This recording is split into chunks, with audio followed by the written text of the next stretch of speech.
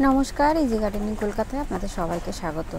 চলে এলাম ছাদ বাগানে। একদম সকালবেলা একবার এসেছিলাম, এসে ছাদ বাগানটা বৃষ্টির মধ্যে ভিজে ভিজেই কিন্তু ছাদ বাগানটা পরিষ্কার করে দিয়ে গেছি। তার কারণ প্রচুর পরিমাণে পাতা, মাটি এগুলো কিন্তু ভর্তি হয়েছিল। সেই সমস্তগুলো পরিষ্কার করে জল দিয়ে ধুয়ে চলে গেছি। তবে নিচটা কিন্তু বেশ শ্যাওলা শ্যাওলা হয়ে গেছে, সেইগুলো পরিষ্কার করা আজকে আর হয়নি। ওটা আমি পরের দিন মানে কালকে এই পরিষ্কারটা করে দেবো। তো এই শ্যাওলাগুলো আমি কিভাবে তুলি সেটা নেক্সট কোনো একটা ভিডিওতে আপনাদের সঙ্গে শেয়ার করব। শ্যাওলাটা পরিষ্কার করলে কিন্তু ছাদটাও একদম পরিষ্কার হয়ে যাবে। আর এখানে দেখুন কি সুন্দর একটা উচ্ছে গাছ হয়েছে।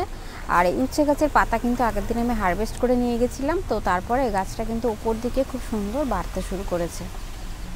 তো ছাদ বাগানে লাগাতার তো সবজির বীজ বসিয়েছি শীতের, কিন্তু এই বৃষ্টির জলের জন্য কিন্তু অনেক চারাই নষ্ট হয়ে যাবে। তো এরকমভাবে আমাদেরকে তো বসাতেই হবে, নষ্ট হয়ে যাবে আবার আমাদেরকে নতুন করে বসাতে হবে। আর এদিকে অ্যালামান্ডা গাছের ফুলগুলো কিন্তু খুব সুন্দর ফুটেছে। আর ফুলের সাইজটা কিন্তু বেশ বড় বড়, অনেকটা বড় বড়, আর ভীষণই সুন্দর দেখতে লাগে। গাছটা কিন্তু ভীষণ ঝাঁকড়া হয়েছে। একটা বড় ট্রের মধ্যে আছে এই অ্যালামান্ডা গাছটা। তো দু রকম ভ্যারাইটির অ্যালামান্ডা আছে। তো এটা হচ্ছে হাইব্রিড ভ্যারাইটির। এর ফুলের সাইজটাও যেমন বড় বড়, আর ফুলটা কিন্তু বেশ 2-3 দিন ধরে কিন্তু থাকে ফুলটা। তো এবারে রান্নাঘর থেকে কী নিয়ে এসেছি দেখাই এবার একটু। এই দেখুন, রান্নাঘর থেকে নিয়ে এসেছি চা পাতা, আর এই যে হচ্ছে ছোলা, যেটা কিন্তু দেখুন অঙ্কুরগুলো অনেকটাই বেরিয়ে গেছে।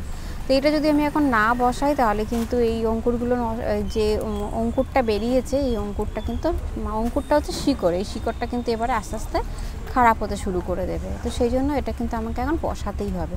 তো এটা আমি এখন দুরকমভাবে বসাবো, তো সেটাই আপনাদের সঙ্গে আজকে শেয়ার করব। আর এবার হচ্ছে যে সবজির খোসাটা জায়গা মতো রেখে দিই। তো সবজির খোসার জন্য কিন্তু একটা করে বালতি আমার সবসময় রেডি করা থাকে, এরকম দেখুন। তো প্রতিদিনের সবজির খোসা এরকম দিয়ে দিই, দেওয়ার পরে তার উপর দিয়ে দিই কিছুটা মাটি। তো এইভাবে যদি আমি প্রতিদিনের কাজ প্রতিদিন করি তাহলে আর আমাকে আর আলাদা করে কিন্তু কোনো সবজির খোসা নিয়ে কোনো রকম হেডেক নিতে হয় না। আর গাছের গোড়ায় কিন্তু একদম ডিরেক্ট সবজির খোসা না দেওয়াই ভালো, কারণ সেক্ষেত্রে কিন্তু গাছের গোড়ায় ডিরেক্ট যদি সবজির খোসা আমরা ব্যবহার করি বা বিভিন্ন যে সমস্ত পাত্রে আমরা যে সবজি গাছ বসাই তার মধ্যে যদি আমরা সবজির খোসাটা ডিরেক্ট ব্যবহার করি, সেক্ষেত্রে কিন্তু পোকামাকড়ের উপদ্রবটা কিন্তু প্রচুর পরিমাণে বেড়ে যায়। যেমন কেঁচো, কেন্ন, বিভিন্ন রকম পোকামাকড় কিন্তু প্রচুর বেড়ে যায়। তো সেই জন্য আমরা যদি একটা জায়গায় প্রসেস করে যদি কিচেন ওয়েস্ট দিয়ে কম্পোস্ট তৈরি করে ব্যবহার করি, সেক্ষেত্রে কিন্তু পোকামাকড় কিন্তু বর্ষার সময় অনেক কম হয় ছাদ বাগানে। তো এখানে আগের দিন আমি যে মাটিটা রেডি করে রেখেছিলাম দেখুন সার মিশিয়ে, মাটিটা কিন্তু একদমই ভিজে গেছে। এর মধ্যেও ছোলাটা এই মুহূর্তে বসানো যাবে না। তো দেখা যাক কোথায় বসানো যায়। তো এখানে দেখুন আমি যে কচু গাছ হয় সেই লতি কিনে নিয়ে আসা হয়েছিল বাজার থেকে। তার মুখগুলোই যেখানে যেখানে গাঁট ছিল সেই গাঁটগুলো বসাতেই কি সুন্দর গাছ হয়ে গেছে। আর এইটার মধ্যে আছে গাঁটি কচু। তো এই ট্রেটাও কিন্তু খালি হয়ে গেছে, কিন্তু ওখানে একটা সবজির গাছ চারা আমি বসিয়েছি যেটা কিন্তু শশা গাছের মধ্যে হয়েছিল, সেই জন্য এই ট্রেটা খালি হতে এর মধ্যে দিয়েছি। তো এখন দেখি কোথায় একটা ছোলা গাছগুলো বসানো যায়, মানে ছোলাগুলো বসানো যায়। আর এদিকে তো রয়েছে কুল গাছে, তো প্রচুর পরিমাণে ফুল এসছে। তবে এত বৃষ্টির মধ্যে কি হবে জানি না। আর শুঁয়োপোকাও কিন্তু বেশ ছোটো ছোটো শুঁয়োপোকা হয় কুল গাছে। তো অর্গানিকভাবে যেহেতু বাগান করি, কোনো রকম ওষুধ স্প্রে করি না। আর এখানে দেখুন প্রতিদিনের চা পাতা এরকম একটা মাটির টব রেখে দিয়েছি, শুকনো করে ওই নিচের টবের মধ্যে রেখে দিই। তো আর কিছুটা জমে গেলে এর মধ্যে দিয়ে দেবো কিছুটা ভার্মি কম্পোস্ট, তাতে কিন্তু খুব তাড়াতাড়ি কম্পোস্টটাও কিন্তু রেডি হয়ে যাবে। তো এখানে রয়েছে আমার কাটোয়ারাটা শাকের বীজ বসিয়েছিলাম। তবে দেখুন এখান থেকে শাকের গাছ কিন্তু মানে শাকের গাছগুলো বেরোতে শুরু করেছে। তো এর মধ্যে দিয়ে আমি বসিয়ে দেবো কয়েকটা ছোলা। এই দেখুন এই যে অঙ্কুরটা বেরিয়েছে এটা হচ্ছে শিকড়, এটাকে হচ্ছে নিচের দিকে দিতে হবে। এরকম করে নিচের দিকে দিয়ে আস্তে করে একটু মাটিটা চেপে দেবো হালকা করে। খুব বেশি চাপাচাপি করা যাবে না, তাহলে কিন্তু এই কচি শিকড়টা কিন্তু ভেঙে যেতে পারে। তো এখানে আমি কয়েকটা ছোলা বসাবো, আর বাকি ছোলাটা আবার কিভাবে বসাচ্ছি সেটা একটু পরে আপনাদের সঙ্গে শেয়ার করছি। কারণ কিছুটা ছোলা আমি এই ফাঁকায় বসিয়ে দিচ্ছি, কারণ অনেক কাটোয়ারাটার শাক কিন্তু অনেকটাই নষ্ট হয়ে যাবে বৃষ্টির কারণে।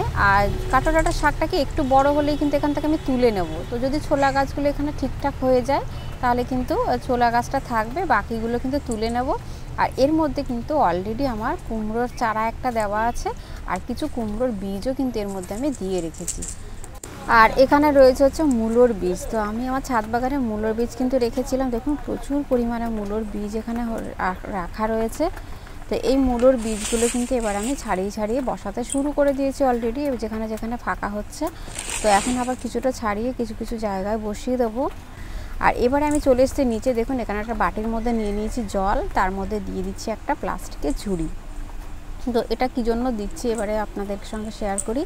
সেটা হচ্ছে এই যে বাকি যে ছোলাগুলো থেকে গেল, অঙ্কুরিত ছোলা, এই ছোলাগুলো কিন্তু আমি এই জলের মধ্যেই গ্রো করব ঝুড়িতে নিতে হবে, যার মধ্যে প্রচুর ছিদ্র থাকে এরকম। এই ঝুড়ির মধ্যে ছোলাগুলো এরকম ছড়িয়ে দিতে হবে। আর নিচে যে বাটিটা রেখেছি তার মধ্যে কিন্তু ভর্তি করে জল দিতে হবে, যাতে এই অঙ্কুরের যে অঙ্কুরগুলো যেন, যেহেতু শিকড়, এটা কিন্তু এবার আস্তে আস্তে কিন্তু যেখানে ওরা কিন্তু জলের দিকে যেতে চাইবে। তো নিচে যদি জল থাকে ওরা কিন্তু ওই শিকড়টা কিন্তু নিচের দিকে জলের মধ্যে দিয়ে দেবে এবং ওপরে গাছটা বড় হবে আর এই শিকড়গুলো কিন্তু পুরো জলের মধ্যে চলে যাবে। আর এই জলটা আমাদেরকে 2-3 দিন অন্তর অন্তর চেঞ্জ করে দিতে হবে, তাহলেই কিন্তু হয়ে যাবে। আর এটাকে রাখতে হবে একদম যেখানে ব্রাইট আলো বাতাস আসে সেরকম জানলার কাছে, সেরকম জায়গায় রাখতে হবে। তাহলেই কিন্তু খুব সুন্দর, যেমন আমরা মানে মাটিতে যেমন ছোলা শাক তৈরি করি, তেমনি কিন্তু ঝুড়ির মধ্যেই মাটি ছাড়াই খুব সুন্দর ছোলা শাক তৈরি হয়ে যাবে। তো ছোলাগুলো আমি দিয়ে দিয়েছি। দেওয়ার পরে এর উপরে 2-3 দিনের জন্য একটু ঢাকা দিয়ে দিতে হবে, যতক্ষণ না পর্যন্ত এই ছোলার গাছ যতক্ষণ না বেরোচ্ছে ততক্ষণ কিন্তু আমরা একটু এরকম ঢাকা দিয়ে রেখে দেবো। আর যেখানে একটু আলো বাতাস আছে সেরকম জায়গায় রেখে দিলেই ছোলা গাছ কিন্তু তৈরি হয়ে যাবে। তো এইভাবে আমি দুভাবেই আমি ছোলার বীজটা বসিয়ে দিলাম, যাতে খুব সুন্দর সহজে, যাতে খুব তাড়াতাড়ি ছোলা গাছ তৈরি হয়ে যায়।